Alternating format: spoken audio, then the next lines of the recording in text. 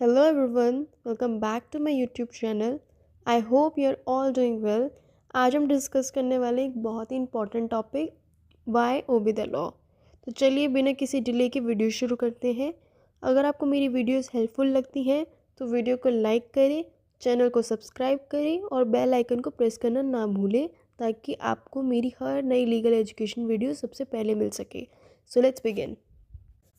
हर दिन हम बहुत सारे लॉज फॉलो करते हैं, जैसे ट्रैफिक रूल्स हो गया, टैक्स पे करना हो गया, हेलमेट पहनना, वोटिंग रूल्स, एनवायरमेंटल लॉज और criminal laws.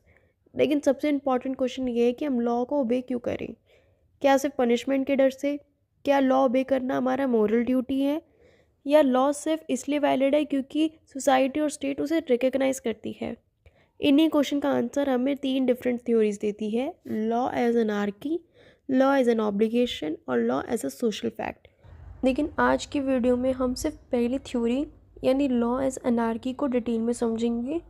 Law as an obligation और law as a social fact को हम नेक्स्ट वीडियो में डिटेल से कवर करेंगे। तो अगर आप इस कंप्लीट टॉपिक को अच्छे से समझना चाहते हैं तो नेक्स्ट वीडियो का भी ज़रूर इंतज़ार करिए। सबसे पहले हमें जूरिस्प्रूडेंस समझना होगा। सिंपल लैंग्वेज में अगर बोलूँ तो जूरिस्प्रूडेंस का मतलब है लॉ की फ़िलॉसफी। जैसे साइंस के अपने थ्योरीज होते हैं, वैसे ही लॉ के भी थ्योरीज होते हैं। जूरिस्प्रूडेंस हमें सिर्फ लॉ याद नहीं कराती, बल्कि यह हमें लॉ के पीछे की थिंकिंग समझाती है।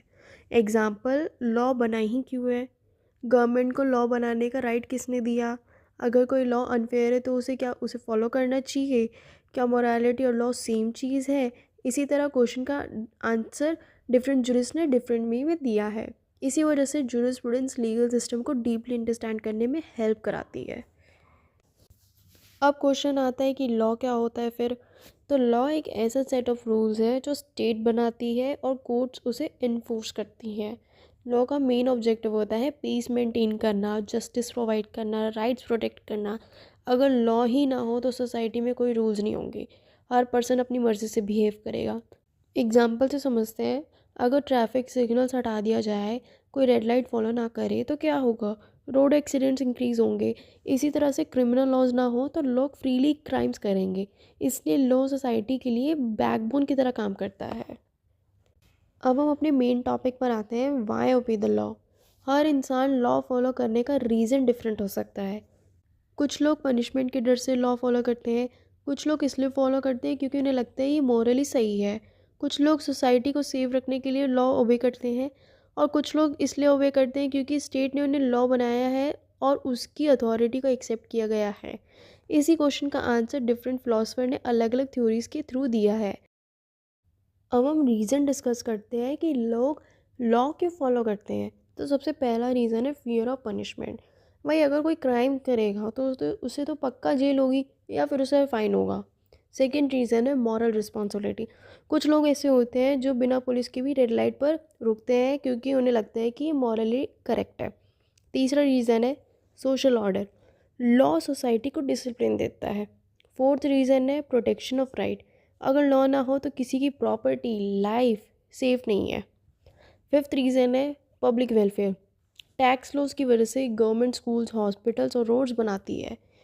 और लास्ट रीज़न है ट्रस्ट इन लीगल सिस्टम। जब सिटीजन्स को कोर्ट और कॉन्स्टिट्यूशन पर ट्रस्ट होता है तब वो वॉलेंट्री लॉ फॉलो करते हैं। इसलिए लॉ सिर्फ पनिशमेंट का टूल नहीं है, बल्कि सोसाइटी को पीसफुल चलाने का फाउंडेशन है। अब हम पहली थ्योरी डिस्कस करते हैं, लॉ एज एन अनार्की। सबसे पहले समझते हैं कि अनार्की का मतलब क्या होता है। अनार्की वर्ड ग्रीक लैंग्वेज के वर्ड अनार्कोस से आया है, जिसका मीनिंग होता है विदाउट रूलर, यानी बिना रूलर या बिना गवर्नमेंट की सोसाइटी। बहुत लोग सोचते हैं कि अनार्की का मतलब सिर्फ वायलेंस या रियॉट्स होता है, लेकिन लीगल फिलॉसफी में इसका मीनिंग थोड़ा डिफरेंट है। अनार्किस्ट का मानना है कि सोसाइटी को चलाने के लिए गवर्नमेंट और कंपलसरी लॉज की ज़रूरत नहीं होनी चाहिए। उनके अकॉर्डिंग अगर लोग एक दूसरे पर ट्रस्ट करें, वॉलंटरी कॉर्पोरेट करें और मॉरल वैल्यूज़ को फॉलो करें तो सोसाइटी पीसफुली चल सकती है। लेकिन ये सिर्फ एक थियोरेटिकल आइडिया है। क्रिटिक्स कहते हैं कि अगर गवर्नमेंट और लॉ ही ना हो तो डिस्प्यूट को सॉल्व कौन करेगा, क्रिमिनल्स को पनिश कौन करेगा। इसी वजह से अनार्की एक कंट्रोवर्शियल थ्योरी है। अब देखते हैं कि लॉ एज अनार्की थ्योरी क्या कहती है। इस थ्योरी के अकॉर्डिंग गवर्नमेंट को लोगों के ऊपर अननेसेसरी कंट्रोल नहीं रखना चाहिए।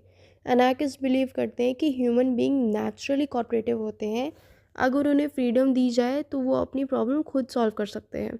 उनका मानना है कि बहुत सारे लॉज इंडिविजुअल फ्रीडम को रिस्ट्रिक्ट करते हैं। एग्जाम्पल के लिए अगर गवर्नमेंट हर छोटी चीज़ पर रेगुलेट करे तो इंडिविजुअल लिबर्टी कम हो जाती है। एनार्किस्ट कहते हैं कि सोसाइटी वॉलंटरी कॉपरेशन के थ्रू भी चल सकती है। हर प्रॉब्लम का सोल्यूशन गवर्नमेंट या पुलिस ही नहीं होता। इस थ्योरी का मेन फोकस है मैक्सिमम फ्रीडम और मैक्सिमम स्टेट इंटरफेरेंस। लेकिन यहाँ एक इम्पॉर्टेंट क्वेश्चन उठता है कि अगर सब कुछ वॉलंटरी हो तो जो लोग रूल्स फॉलो नहीं कर रहे उनका क्या होगा। इसी पॉइंट पर क्रिटिक्स एनार्की को चैलेंज करते हैं। अब हम देखते हैं कि एनार्किस्ट अपनी थ्योरी को सपोर्ट करने के लिए क्या आर्ग्यूमेंट्स देती है। सबसे पहला आर्ग्यूमेंट ये है कि ह्यूमंस इंटेलिजेंट और रैशनल होते हैं, इसलिए उन्हें हर वक्त गवर्नमेंट की ज़रूरत नहीं है। दूसरा आर्ग्यूमेंट है कि कई बार गवर्नमेंट अपनी पावर का मिसयूज़ करती है। हिस्ट्री में डिक्टेटरशिप और मिसयूज़ ऑफ अथॉरिटी के एग्जांपल्स मिले हैं। तीसरा पॉइंट है कि ज़्यादा लॉज इंडिविजुअल फ्रीडम को कम कर देते हैं।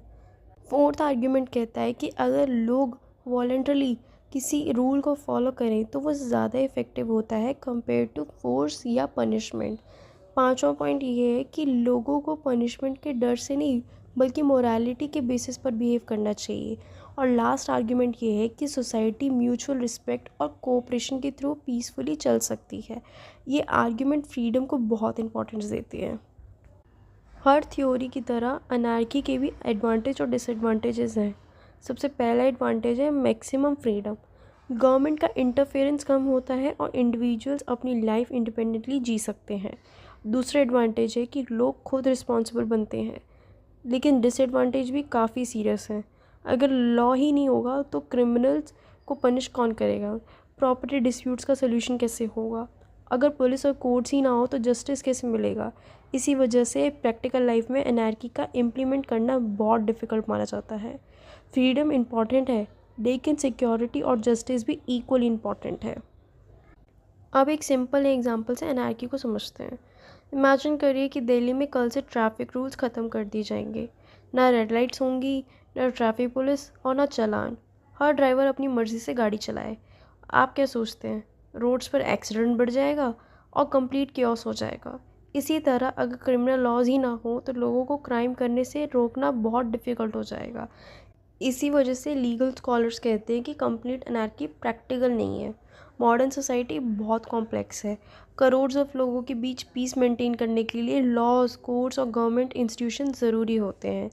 इसलिए दुनिया के लगभग सभी कंट्रीज़ कॉन्स्टिट्यूशनल गवर्नमेंट और लीगल सिस्टम को फॉलो करते हैं, ना कि कंप्लीट एनार्की को। Thank you everyone for watching this video till the end. मुझे उम्मीद है कि आपको ये लॉ एज एनार्की का कॉन्सेप्ट अच्छे से समझ आ गया होगा। अगर आपको कोई क्वेश्चन या डाउट है तो आप कमेंट सेक्शन में ज़रूर लिखिए, मैं उनका आंसर देने की पूरी कोशिश करूँगी। और याद रखिए कि इस सीरीज़ की नेक्स्ट वीडियो में हम लॉ एज एन ऑब्लिगेशन और law as a social fact को डिटेल में डिस्कस करेंगे, इसलिए उन वीडियोज़ को मिस मत करिएगा। Thank you once again for watching. Take care, keep learning and I will see you in the next video.